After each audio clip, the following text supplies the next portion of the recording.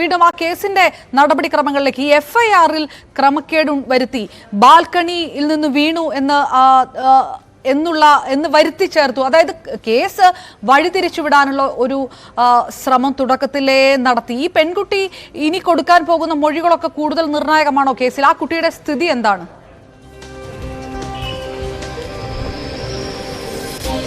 അപർണ, രാത്രി 11:00 ഈ പെൺകുട്ടി താമസിക്കുന്ന ഇടത്തേക്ക്, അതായത് ഈ ഹോട്ടലിന്റെ ഏതാനും മീറ്റർ മാത്രം മാറിയാണ് ഈ വാസസ്ഥലമുള്ളത്. അവിടേക്ക് ഈ പ്രതികൾ എത്തുകയും ആക്രമിക്കാൻ ശ്രമിക്കുകയും മാനഭംഗപ്പെടുത്താൻ ശ്രമിക്കുകയും ചെയ്യുന്നത്. അതിനുശേഷം പെൺകുട്ടി സ്വജീവൻ അപകടത്തിലാവും എന്ന് അറിഞ്ഞിട്ട് പോലും പ്രാണരക്ഷാർത്ഥം ആ കെട്ടിടത്തിൽ നിന്നും പുറത്തേക്ക് ചാടുകയായിരുന്നു. അവിടെ വീണുകിടന്ന ശേഷം വലിയ ഒച്ചപ്പാടും ബഹളവും ഒക്കെ ഉണ്ടായപ്പോൾ അയൽവാസികളൊക്കെ അടക്കം അറിയുന്ന ഒരു സാഹചര്യത്തിലേക്ക് കാര്യങ്ങൾ നീങ്ങിയപ്പോഴാണ് ഈ പ്രതികൾ തന്നെ ഈ പെൺകുട്ടിയെ ആശുപത്രിയിലേക്ക് കൊണ്ടുപോകുന്നത്. KMCT ആശുപത്രിയിലാണ് ആദ്യം കൊണ്ടുപോയത്. അവിടെ എത്തിയപ്പോൾ തന്നെ ഈ യുവതി അവിടുത്തെ ആളുകൾക്ക് മൊഴി നൽകി.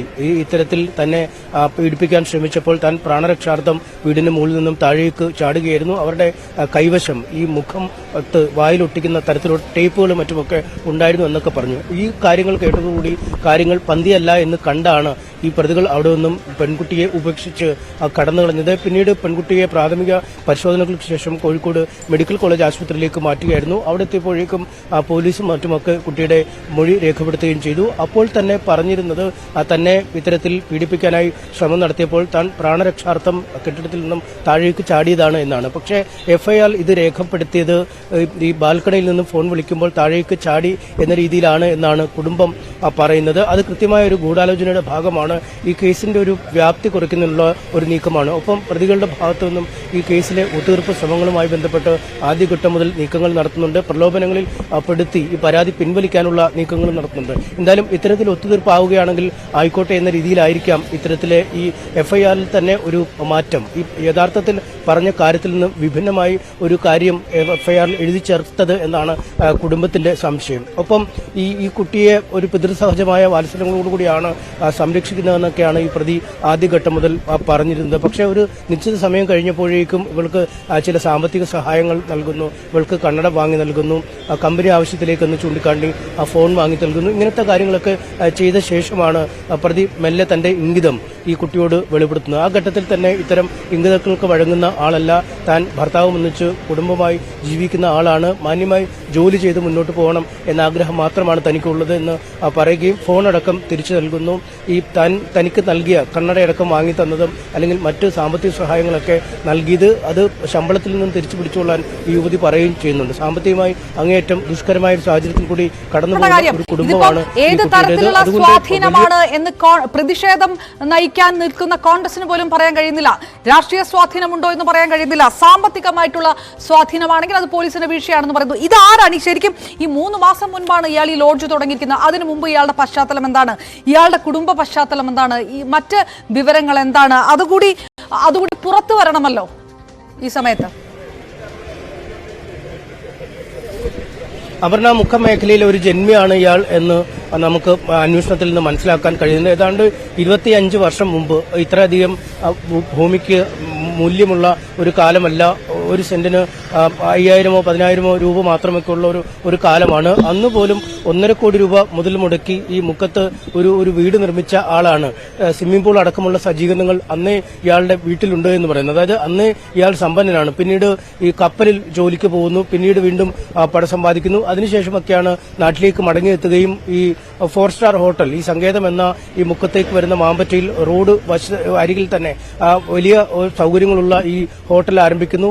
4 സ്റ്റാർ സൗകര്യങ്ങളുള്ള ഒരു ഹോട്ടലുമാണ്. കോടിക്കണക്കിന് രൂപ ഇയാൾ ഇക്കാര്യത്തിനായി ചെലവഴിച്ചിട്ടുമോ. അതായത് ഒരു മുക്കം മേഖലയിലെ ഒരു ജന്മി ആയ ആൾ തന്നെയായിരുന്നു. പിന്നീട് ഒരുപാട് പണം സമ്പാദിക്കുകയും ചെയ്തു. ഇതിനുശേഷം ഹോട്ടൽ തുടങ്ങുന്നു. അതുകൊണ്ട് ന്യായമായും ഈ രാഷ്ട്രീയ പാർട്ടികളിലൊക്കെ സ്വാധീനം ചെലുത്താൻ കഴിയുന്ന ഒരാളാണ്. സംഭാവനയൊക്കെ മികച്ച രീതിയിൽ നൽകുന്ന ഒരാളാവും. പ്രധാനപ്പെട്ട വ്യക്തിത്വങ്ങളുമായൊക്കെ അടുത്ത ബന്ധം ഉണ്ടാവാൻ ഇടയുള്ള ഒരാളുമാണ്. ഇത്തരമൊരു സ്വാധീനം തന്നെ പണത്തിന്റേതായ രീതിയിൽ ഉപയോഗിച്ചതാണ് ഈ കേസിന്റെ ആദ്യഘട്ടത്തിൽ ചില അട്ടിമറികൾക്ക് പോലീസിനെ പ്രേരിപ്പിച്ചതെന്നാണ് കുടുംബം ആരോപിക്കുന്നത്. പക്ഷേ ആ ദൃശ്യങ്ങൾ പുറത്തു വന്നതോടുകൂടിയാണ് ഒരു വലിയ സാമൂഹ്യ സമ്മർദ്ദം പോലീസിന് മേൽ, ആഭ്യന്തര വകുപ്പിന് മേൽ ഒക്കെ ഉണ്ടാവുന്നു. രാഷ്ട്രീയ പാർട്ടികളുടെ യുവജന സംഘടനാ പ്രതിനിധികൾ ഒപ്പം മഹിളാ സംഘടനകളൊക്കെ പോലീസ് സ്റ്റേഷനിലേക്ക് മാർച്ച് നടത്തുന്നു. ഈ വനിതാ കമ്മീഷൻ കേസിൽ സ്വമേധയാ ഇടപെടുന്നു, റൂറൽ എസ്പിയോട് വിശദീകരണം തേടുന്നു. ഇങ്ങനെയൊക്കെയുള്ള ഒരു സമ്മർദ്ദം, ബാഹ്യ സമ്മർദ്ദം ഏറിയപ്പോൾ മാത്രമാണ് ഇത്തരമൊരു നടപടിയിലേക്ക് നീങ്ങാൻ പോലീസിന് കഴിഞ്ഞത്. ആദ്യ ദിനം തന്നെ ഈ പരാതി വന്നതിന് തൊട്ടു പിന്നാലെ പെൺകുട്ടിയെ ആശുപത്രിയിൽ ഉപേക്ഷിച്ച് കടന്നു കളഞ്ഞ ശേഷവും ഈ ഹോട്ടലിൽ ഈ പ്രതി എത്തിയിരുന്നു എന്നാണ് നാട്ടുകാർ പറയുന്നത്. ഈ മാധ്യമപ്രവർത്തകരൊക്കെ പലപ്പോഴും ബന്ധപ്പെട്ടപ്പോഴും തനിക്കും കുറെ കാര്യങ്ങൾ പറയാനുണ്ട്, അക്കാര്യങ്ങൾ വിശദമായി വാർത്താസമ്മേളനം വിളിച്ചു ചേർത്ത് പറയുമെന്നൊക്കെ പ്രതികരിച്ച ആൾ കൂടിയാണ്. അതായത് ആദ്യ 2 ദിവസങ്ങൾ സ്വച്ഛന്തമായി മുക്കത്ത് തന്നെ ഇയാൾ വിഹരിക്കുന്ന ഒരു സാഹചര്യം ഉണ്ടായെങ്കിൽ പോലും പരാതിക്കാരിയുടെ മൊഴി പൂർണ്ണമായി വിശ്വാസത്തിലെടുക്കാൻ തയ്യാറായില്ല, അല്ലെങ്കിൽ അവരെ മുഖവിലേക്കെടുത്ത് മുന്നോട്ട് പോകാൻ തയ്യാറായില്ല എന്ന ആരോപണമാണ് ആ കുടുംബം മുന്നോട്ട് വയ്ക്കുന്നത്. ഒരുപക്ഷെ ആദ്യഘട്ടങ്ങളിൽ കേസ് കുറച്ചുകൂടി ഗൌരവത്തോടെ കണ്ടിരുന്നെങ്കിൽ ആദ്യ ദിനം തന്നെ പ്രതിയെ അറസ്റ്റ് ചെയ്യാൻ അലറിക്കരയുന്ന ഈ കുട്ടിയുടെ ഈ ശബ്ദം ഇത് പുറത്തു വരുന്നതോടുകൂടിയാണല്ലോ പലതരം പ്രതികരണങ്ങൾ വരുന്നത്. ആ നിമിഷം വരെ പോലീസ് ഇതൊരു കള്ളപ്പരാതിയാണ്, ഇത്രയും ഗുരുതരാവസ്ഥയിൽ കിടക്കുകയാണ്, കള്ളപ്പരാതി കൊടുത്ത് ഒരു കുട്ടി 2ാം നിലയുടെ ഒരു കെട്ടിടത്തിൽ നിന്ന് ചാടി എന്നും കരുതിയാണ് മുക്കം പോലീസ് നിന്നത്. അതാണ് നമ്മൾ മനസ്സിലാക്കേണ്ടത്, അല്ലേ? തീർച്ചയായും ആ കുടുംബത്തിന് ഏറ്റവും വലിയ വേദനയും അതുതന്നെയാണ്. കാരണം ഈ സ്ത്രീകളുമായി ബന്ധപ്പെട്ട കേസുകളിൽ വളരെ പെട്ടെന്ന് നടപടികൾ എടുക്കുന്ന, അല്ലെങ്കിൽ അതുമായി ബന്ധപ്പെട്ട് ചടുലമായ നീക്കങ്ങൾ നടത്തുന്ന ഒരു സേന എന്ന ഒരു പേര് പോലീസിനുണ്ട്. അങ്ങനെ ഒരു നീക്കം സർക്കാർ നടത്തുമെന്ന് രാഷ്ട്രീയ പ്രതിനിധികൾ, പ്രത്യേകിച്ചും ഭരണപക്ഷത്തിന്റെ ആളുകൾ അവകാശപ്പെടുകയും ചെയ്യുമ്പോഴാണ് ഒരു പീഡന ശ്രമത്തിൽ നിന്നും പ്രാണരക്ഷാർത്ഥം ഒരു കെട്ടിടത്തിന്റെ മുകളിൽ നിന്നും ഒരു യുവതി ചാടുക, അതീവ ഗുരുതരാവസ്ഥയിൽ ആശുപത്രിയിൽ പ്രവേശിപ്പിക്കുക, ഐസിയുവിൽ തീവ്രപരിചരണ വിഭാഗത്തിൽ കഴിയുക, ഇങ്ങനെയൊക്കെ ചെയ്യുമ്പോഴും എന്തുകൊണ്ട് ആ കേസിലെ പ്രതിയെ പിടികൂടാൻ പോലീസ് അമാന്തം കാണിക്കുന്നു എന്നതാണ് ഏറെ ശ്രദ്ധേയം. ഈ പ്രാഥമികമായി തന്നെ ആ പെൺകുട്ടിയുടെ മൊഴി മുഖവിലക്കെടുത്ത് ആ പ്രതിയെ അറസ്റ്റ് ചെയ്യാം. കൂടുതൽ അന്വേഷണങ്ങൾ നടത്തുമ്പോൾ ആരുടെ ഭാഗത്താണ് നീതി, ആരുടെ ഭാഗത്താണ് ന്യായം, ആരാണ് തെറ്റ് ചെയ്തതെന്നൊക്കെ അന്വേഷണത്തിൽ കണ്ടെത്താൻ കഴിയും. പക്ഷേ അതിനു മുമ്പ് ആ പ്രതിയെ പിടികൂടുക എന്ന പ്രാഥമിക ധർമ്മം പോലീസ് നിറവേറിയിട്ടില്ല എന്ന് തന്നെ. അനീഷ്, അതോടൊപ്പം തന്നെ നേരത്തെ പറഞ്ഞതുപോലെ ഇയാൾ കപ്പലിലും ജോലിക്ക് പോയിരുന്നു ദേവദാസൻ, അതിനുശേഷം തിരിച്ചു വരുന്നു, മുക്കത്തെ ഒരു ജന്മി.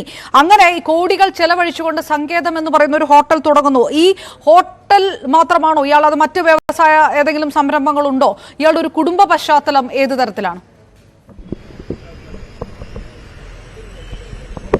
അയാൾക്ക് മറ്റ് സംരംഭങ്ങൾ കാര്യമായി ഉള്ളതായി നമുക്ക് വിവരങ്ങളില്ല. പക്ഷേ ഒരു ജന്മി ഈ കുടുംബമാണ്. വളരെ സാമ്പത്തിക സ്ഥിതി നേരത്തെ തന്നെ മെച്ചമായ ഒരു കുടുംബമാണ്. ഞാൻ പറഞ്ഞ രീതിയിൽ 25 വർഷം മുമ്പ് 1.5 കോടി രൂപ മുതൽ മുടക്കി മുക്കം പോലൊരു സ്ഥലത്ത് വീട് വെക്കണമെങ്കിൽ അത് സാധാരണഗതിയിലുള്ളൊരു പണം ഉള്ള ആൾക്ക് നടക്കാത്ത കാര്യമാണ്. അതുകൊണ്ട് അന്നേ സമ്പന്നമായ ഒരു കുടുംബമാണ്. ഒരുപാട് വസ്തുവകൾ ഈ കുടുംബത്തിന്റെ കീഴിൽ ഉണ്ട് എന്ന് അറിയുന്നു. ഒപ്പം ഈ സ്വിമ്മിംഗ് പൂൾ അടക്കമുള്ള സൗകര്യങ്ങളൊക്കെ 25 വർഷം മുമ്പ് സാധാരണഗതിയിൽ ആളുകൾക്ക് അന്ന് സ്വപ്നം പോലും കാണാൻ കഴിയുന്ന സാഹചര്യമല്ല. അതുകൊണ്ട് പണം ഏറെയുള്ള കുടുംബമാണ്.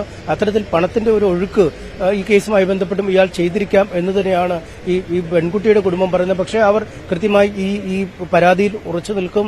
ഈ തെളിവുകൾ പുറത്തുവിടാൻ തങ്ങൾ നിർബന്ധിതരായാണ്. കാര്യം ഒരിക്കലും ഒരു പെൺകുട്ടി അലറി നിലവിളിക്കുന്ന ഒരു ദൃശ്യം പുറത്തുവിടാൻ ഒരു കുടുംബവും തയ്യാറാവില്ല, ഒരാളും തയ്യാറാവില്ല. പക്ഷേ അതെങ്കിലും പുറത്തുവിട്ടാൽ ഒരിക്കൽ കൂടി ഞാൻ അതിലേക്ക് ഒന്നും കൂടി ഡീറ്റെയിൽ ആയിട്ട് കിടക്കുന്നത് ദേവദാസൻ, അയാൾക്ക് എത്ര വയസ്സാണുള്ളത്? അയാളുടെ കുടുംബത്തിൽ ആരെല്ലാമാണുള്ളത്? ഏതെങ്കിലും തരത്തിലുള്ള സ്വാഭാവികമായിട്ട് ഈ വിഷയത്തിലൊന്നും കുടുംബം പ്രതികരിക്കില്ല. പക്ഷേ നമ്മൾ ഈ സ്വാധീനം ഏത് വഴിക്കാണ് എന്ന് അറിയുന്നതിന് വേണ്ടി കൂടിയാണ്. അയാളുടെ കുടുംബത്തിന്റെ പശ്ചാത്തലം എന്താണ്? കുടുംബാംഗങ്ങളെ കുറിച്ചുള്ള എന്തെങ്കിലും വിവരങ്ങളുണ്ടോ?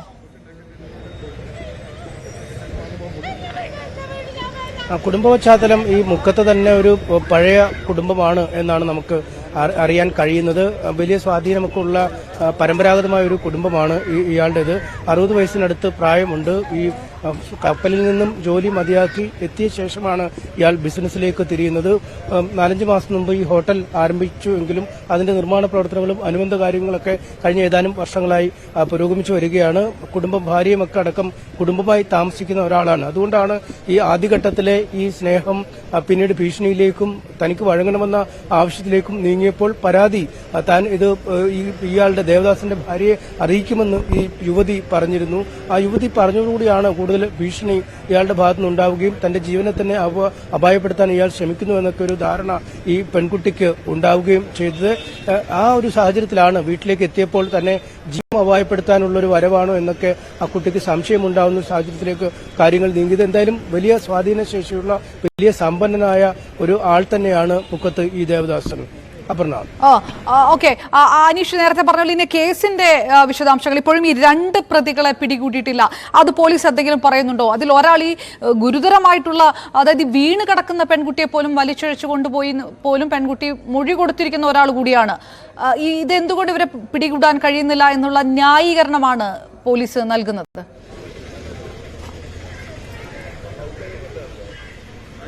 ഈ ആദ്യഘട്ടത്തിൽ 3 പ്രതികളും ഒരുപോലെ തന്നെ ഉണ്ടായിരുന്നു, ഒരേ ദിശയിൽ തന്നെ ഉണ്ടായിരുന്നു എന്നാണ് അറിയാൻ കഴിയുന്നത്. പക്ഷേ പിന്നീട് കുന്നംകുളത്തേക്ക് പ്രതികൾ പോയിരിക്കുന്നു പറയുന്നു. ഒപ്പം പോലീസിൽ നിന്നും ലഭിക്കുന്ന വിവരങ്ങൾ അനുസരിച്ച് ഈ മറ്റു 2 പ്രതികളും പോലീസിന്റെ വലയിൽ ഏകദേശമുണ്ട്. അധികം വൈകാതെ ഇവരെ കസ്റ്റഡിയിൽ എടുക്കും എന്ന് തന്നെയാണ്. ഒരുപക്ഷെ അതൊരു കൃത്യമായൊരു നടപടിക്രമങ്ങളുടെ ഭാഗമായി അല്ലെങ്കിൽ ഈ പ്രതികളുമൊക്കെയുള്ള ഒരു ധാരണയുടെ പുറത്താണോ ആ കാര്യങ്ങൾ മുന്നോട്ട് പോകുന്നത് എന്നതിനെക്കുറിച്ച് നമുക്ക് വ്യക്തമായ കാര്യം പറയാനില്ല. പക്ഷേ അധികം വൈകാതെ മറ്റു 2 പ്രതികളെ കൂടി കസ്റ്റഡിയിൽ എടുക്കും എന്നാണ് പോലീസ് പറയുന്നത്. എന്തായാലും ഈ കേസിൽ കൃത്യമായ ഒരു പങ്ക് ഈ 2 പ്രതികൾക്കുമുണ്ട്.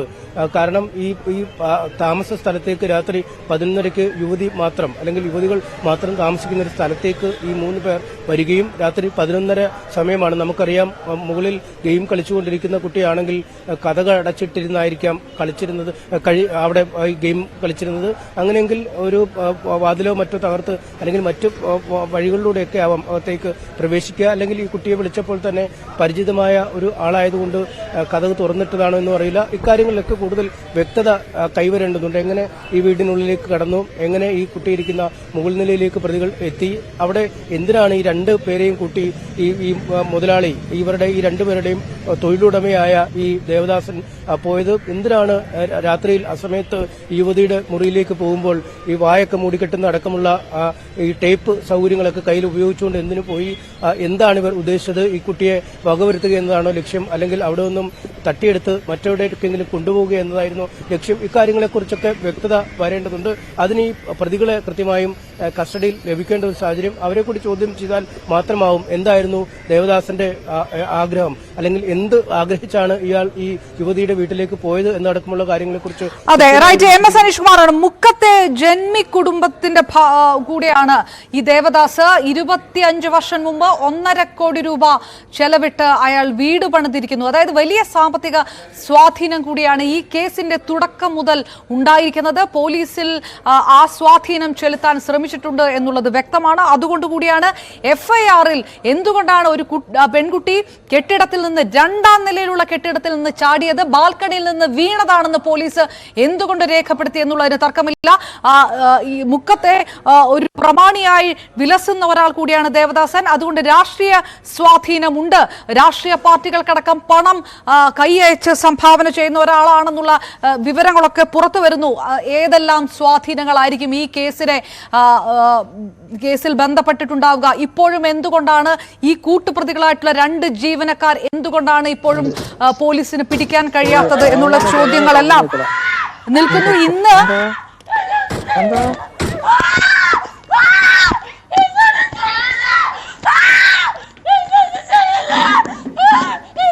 ഞാൻ അങ്കിളാണ്, പേടിക്കണ്ട. അങ്കിൾ നിന്നെ സംസാരിക്കാൻ ഒച്ചുണ്ടാക്കി നിന്നെ മാനം പോവും. ഒച്ചുണ്ടാക്കി നിന്നെ മാനം പോകും.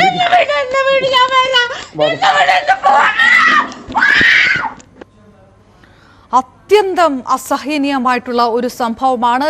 ഏതെങ്കിലും ഒരു വ്യവസായ പ്രമുഖനോ രാഷ്ട്രീയ നേതാവോ ഒക്കെ ആയിരുന്നു ഒരു പക്ഷേ ഈ ആരോപിക്കപ്പെട്ട പ്രതിയെങ്കിൽ ഇതിനകത്ത് എന്തെല്ലാം നടപടികൾ ഉണ്ടായേനെ, എത്ര പെട്ടെന്ന് പോലീസ് അറസ്റ്റും വാഹന ചേസിംഗും ഒക്കെ ആയിട്ട് നടന്നേനെ എന്നുകൂടി ചോദിക്കേണ്ടതായി വരുന്നു. അതല്ലാത്തത് കൊണ്ട് പോലീസിന് 4 ദിവസം ശബ്ദമില്ല.